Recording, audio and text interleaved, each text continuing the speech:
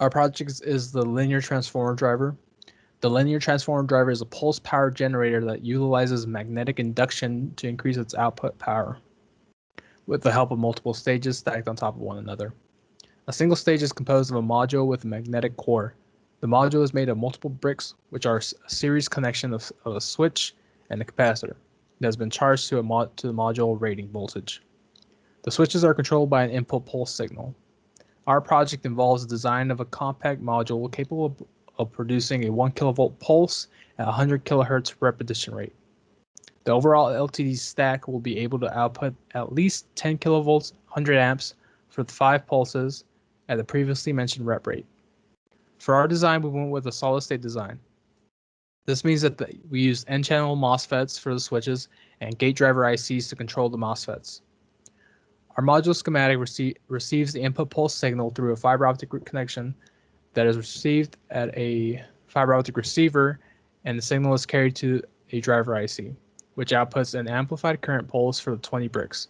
Each brick driver IC outputs a pulse again to charge the gate capacitance of the NMOS, allowing current to flow from the capacitor that is connected to the drain of the MOSFET.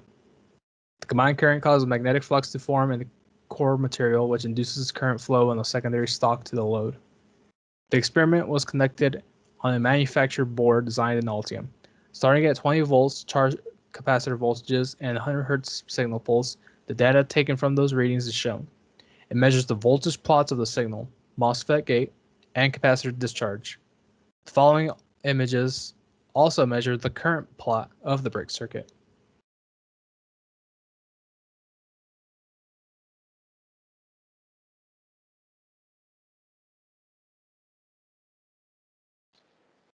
So for our design for the LTD, there was a couple of different areas where we had to make some choices in the design process.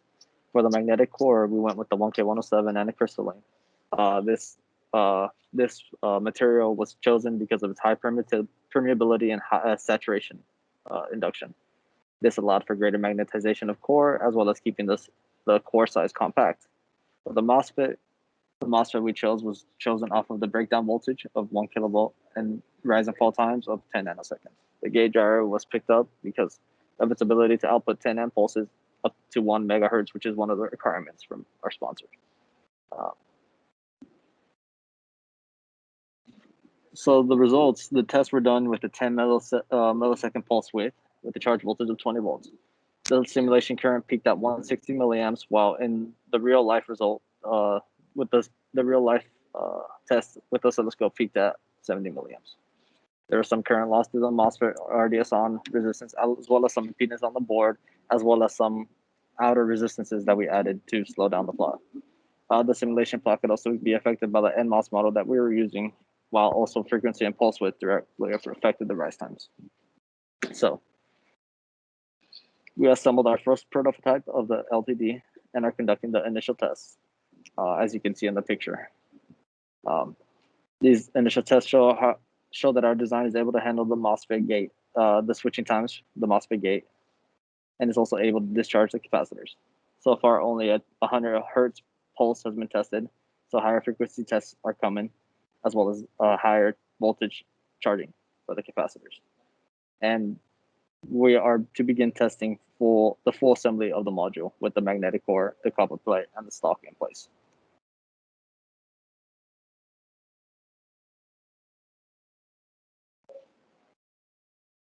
All right, I'm gonna go ahead. So here's the input we're using for the LTD. We're using 15 volts for the gate driver, and we'll be charging with the capacitors with 20 volts here. So we'll be sending a pulse at 1 megahertz with the amplitude of 5 volts. So here's the PCB. So the connections that are made is we have a connection charging the capacitors. We have another connection powering the MOSFET, and the other connection is sending the pulse to the gate drivers. What we're measuring is the capacitor discharging, the gate driver sending the pulse, and the input pulse from the waveform generator.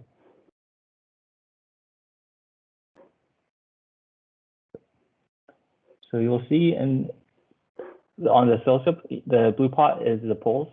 The pulse is, you'll see the pulse is sent on the rising edge of the pulse. Wait, I butchered that so much. You want to stop that video?